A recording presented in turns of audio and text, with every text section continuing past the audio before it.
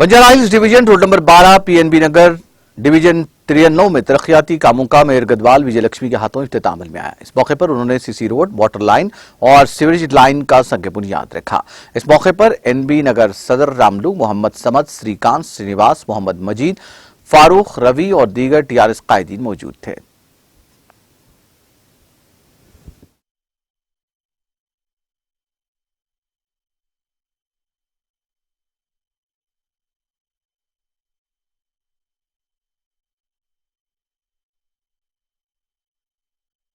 मैं खैरुनिसा बोल रही हूँ बंजारल से। मैं खैरुनिसा बात कर रही हूँ बंजारल से।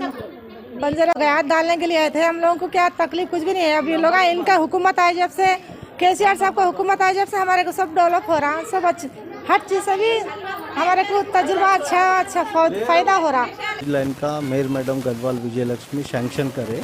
Sewerage line 25 lakh, water line 15 lakh. Mayor madam जब से भी कर रहे अच्छा डेवलपमेंट हो रहा।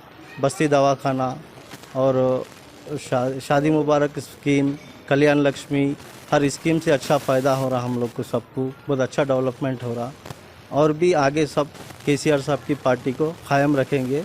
जय केसीआर साहब, जय केटीआर। बस प्रोग्राम में